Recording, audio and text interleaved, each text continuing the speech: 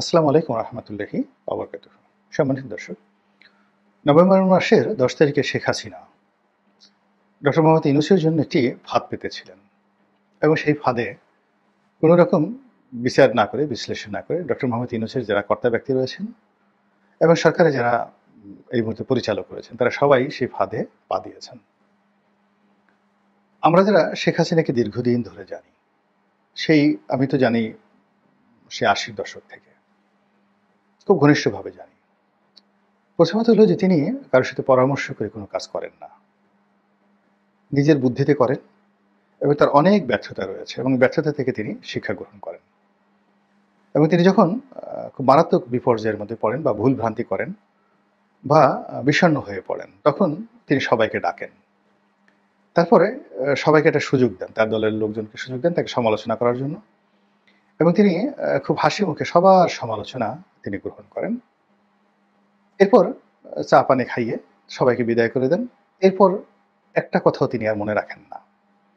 এরপর যা যা করার দরকার তিনি সেই কাজগুলো নিজের হাতে করেন। যখন এরশাদ বিরোধী আন্দোলন চলছিল, তখন বিশ্ববিদ্যালয়ে যারা ক্যাডার ছিলেন মারামারি করতেন, গুন্ডামি করতেন, গোলাগুলি করতেন। তারা খুব ভালো করে জানেন যে এই গোলাগুলি করার জন্য শেখ হাসিনা নিজের হাতে তাদেরকে কিভাবে টাকা দিয়ে দিতেন এবং আবার হিসাব নিতেন যে এই টাকা দিয়ে যে তোমাদেরকে এত গুলি কিনতে দেওয়া হয়েছে, সেগুলো তোমরা ঠিকমতো কিনতে পারছো কিনা, এবং জহুরুল হল থেকে গোলাগুলি হতো, মহাশয় হলে কয়েক রাউন্ড গুলি হলো, এইগুলোর খোঁজ খবরও তিনি রাখতেন। তারপর দেখা গেল যে তার কাউকে পছন্দ না, সেটা তোফায়েল সাহেব হোক, আমর সাহেব হোক, কিংবা ধরুন নাসিম সাহেব হোক, এই সিনিয়র যারা নেতৃবৃন্দ। এখন তিনি দেখা গেল যে এই তাদেরকে অপদস্থ করার জন্য তার দলেরই জুনিয়র কোন নেতাকে তিনি সরাসরি বললেন যে এই জিনিসটা তুমি করবা, ওর পাঞ্জাবি ধরে টান দেবা, পেছনে ঢিল মারবা, এই কাজটা করবা। তো এই অভ্যাস শেখ হাসিনার আছে। আবার তিনি যে ১৫ বছর ক্ষমতা চালিয়েছেন, এই ১৫ বছর ক্ষমতা চালাতে গিয়ে তার যদি কখনো কোনো ওসিকে দরকার হয়েছে, তিনি কিন্তু আইজিকে বলেননি, তারপর এসপিকে বলেননি, তিনি সরাসরি সেই ওসিকে টেলিফোন করেছেন বা ডেকে এনেছেন। তারপরে বলছেন ডু ইট। ফলে কি হলো, মানে একজন প্রদীপের মতো ওসি, তাকে যদি প্রধানমন্ত্রী ডেকে বলে তুমি ১০০টা মার্ডার করে ফেলো, ওর মাথা ঠিক থাকে কিনা? ঠিক সেম ঘটনাগুলো কিন্তু এই ২০০০ একেবারে ২৪ সনের আগস্ট মাস পর্যন্ত, ওনার পালিয়ে যাওয়ার আগ পর্যন্ত তিনি এই কাজগুলো করেছেন। যখন সেনাপ্রধানকে দরকার তার সাথে কথা বলেছেন, জিয়াউল হাসানকে দরকার তার সঙ্গে কথা বলেছেন, যখন ডিজিএফআই চিফকে দরকার তার সঙ্গে কথা বলেছেন, ডিজিএফআই চিফকে পাল্টানো দরকার, এবং যাকে দরকার ব্যবহার করে হুশ করে ছেড়ে দিয়েছেন। যেমন ধরেন জেনারেল হাসান সরওয়ার্দী এখন শেখ হাসিনার খুব বিরুদ্ধে বলে। এখন হাসান সরওয়ার্দীকে যতদিন তার প্রয়োজন ছিল তিনি এমনভাবে ব্যবহার করেছেন, ওর যত রস আছে সব রস দুমড়ে মুচড়ে তিনি বের করে নিয়েছেন। Then get out. Mamun Khalid DGFI chief ছিল, যতদিন দরকার ওনাকে ব্যবহার করে একেবারে শেষ করে লাস্টে এমন একটা জায়গাতে দিয়েছেন যেখানে বসে সারাদিন তার হাপ ইত্তেশ করা ছাড়া কোনো উপায় ছিল না।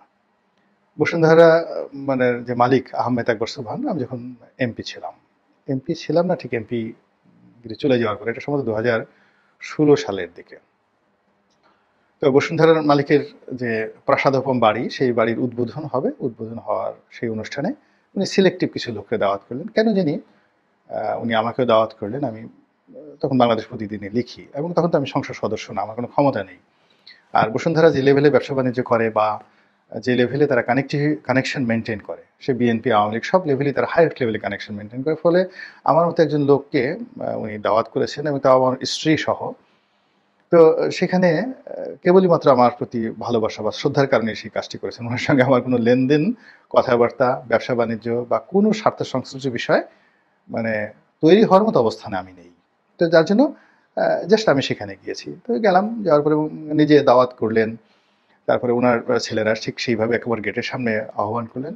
তো সেখানে গিয়ে সরওয়ার্দীকেও দেখলাম, সরওয়ার্দী সাহেবকে দেখলাম, মামুন খালেদকে দেখলাম। তো আমি এদের দুজনের কাউকেই ওইভাবে চিনতাম না। সরওয়ার্দী সাহেবকে চিনতাম বাই নেমে, কারণ হলো তিনি ওই যে রেশমা ঘটনায় তিনি খুব আলোচিত ছিলেন, এই জন্য তার ফেসটা পরিচিত ছিল। কিন্তু মামুন খালিদ সাহেবের সঙ্গে আমার নামে জানি যে তিনি ডিজিএফআই প্রধান ছিলেন। তো তিনি এসে হঠাৎ করে সালাম দিলেন, দুজনে আমাকে সালাম দিলেন। তো সালাম দিলেন এবং কথা বললেন। এবং আমি ওই সময়টাতে মজলুম, অর্থাৎ ২০১৬ সনে আওয়ামী লীগ দ্বারা নির্যাতিত একজন মজলুম ব্যক্তি, সরকারের রোষানলে থাকা একজন মানুষ, যেখানে লিখে যাচ্ছে সরকারের বিরুদ্ধে, বলে যাচ্ছে সরকারের বিরুদ্ধে। তো যখন হাসান সরওয়ার্দী সাহেব বা মামুন খালেদ সাহেব এগিয়ে এসে পরিচয় দিলেন এবং সালাম দিলেন, তখনই আমি বুঝতে পারলাম যে এই দুজন লোক এখন খুব অসহায় অবস্থায় আছে। আমি জিজ্ঞেস করলাম, আপনারা কোথায় আছেন? তারা বলল যে আমরা এই জায়গাতে আছি। এবং এখন দেখেন যে তারা উভয়ই নানা বিপত্তিতে পড়েছেন, কিন্তু তাদেরকে বিভিন্ন পোস্টে রেখে, পোর্টফোলিও দিয়ে, মানে যাকে বলে হয় যত রকম নিংড়ানো দরকার তা কিন্তু শেখ হাসিনা করেছেন। একমাত্র সসম্মানে মরতে পেরেছেন জয়নুল আবেদিন। তো উনি এই পোর্টফোলিও নিয়েই মরতে পেরেছেন। আর বাকি যারা আছেন তারা শেখ হাসিনা তাদেরকে ব্যবহার করেছেন নিজের প্রয়োজনে। এবং পরবর্তীতে যেন আরেকজন লোক ছিল আকবর, জেনারেল আকবর ছিলেন, তো ওনাকেও ব্যবহার করেছেন, প্রচণ্ডভাবে ব্যবহার করেছেন। এবং এই মানুষগুলোকে তিনি দুধর্ষ বানিয়ে ফেলেছেন। হারুনকে তিনি দুধর্ষ বানিয়ে ফেলেছেন, বিপ্লবকে দুধর্ষ বানিয়ে ফেলেছিলেন। তো এই কাজগুলো তিনি করেছেন একেবারে নিজের প্রয়োজনে। এর ফলে কি হলো, ১৫ বছরে একটা আইরনি রেজিম, তাকে আপনি লৌহ মানবী বলেন, আমি একবার ঠাট্টা করে লিখছিলাম যে তিনি লৌহ মানবী নন, তিনি হলেন হীরক মানবী। এর কারণ হলো প্রকৃতিতে যত পাথর পাওয়া যায়, পদার্থ পাওয়া যায়, তার মধ্যে হীরার চেয়ে কোনো শক্তিশালী এবং কঠিন কোনো বস্তু নেই। এই জন্য তাকে আমি লিখেছিলাম যে শেখ হাসিনা লৌহ মানবী নন, হীরক মানবী। এবং বাংলাদেশ প্রতিদিনের মতো পত্রিকা অথবা নয়া দিগন্তের মতো পত্রিকাতে এই ১৬-১৭ সনে এই জিনিসটা লেখা এত সোজা জিনিস নয়।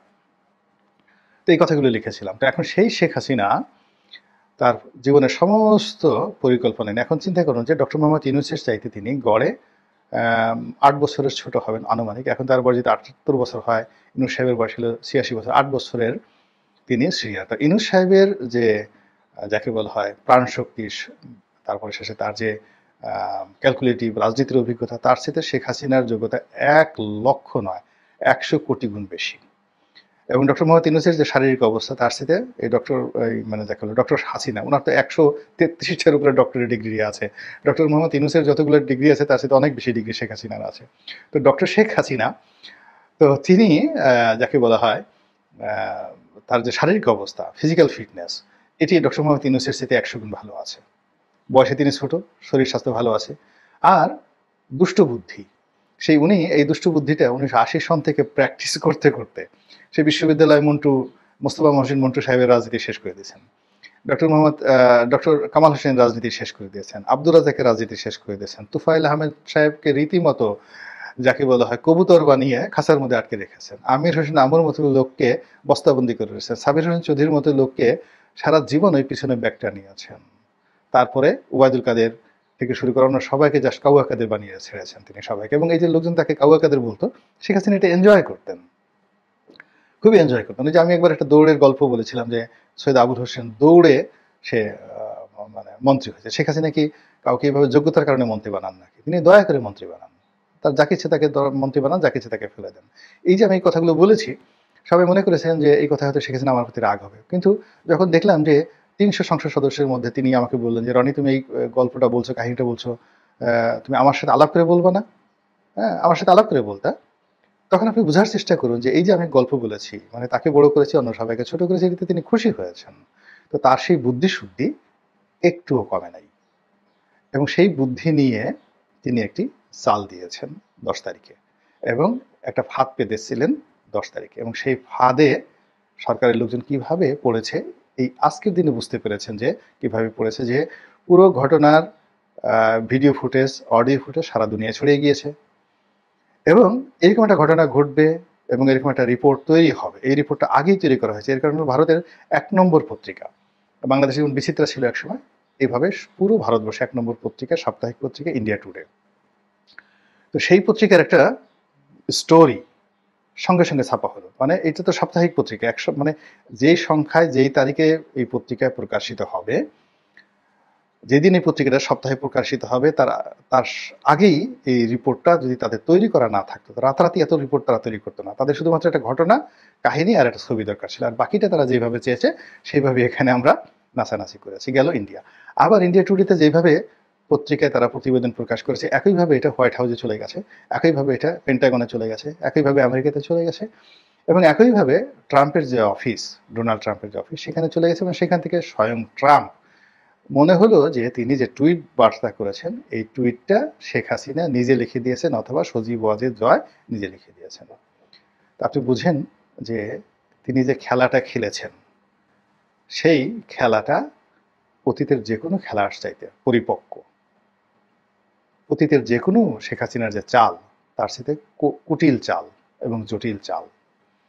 এবং অতীতে তিনি যে কথাগুলো বলেছেন, একটা সিঙ্গেল কথা, সে ঠাট্টা করে বলুন আর যা কিছু বলুন, তিনি যেটা বলেছেন সেটা মিন করেছেন। আপনি দেখেন না, সেই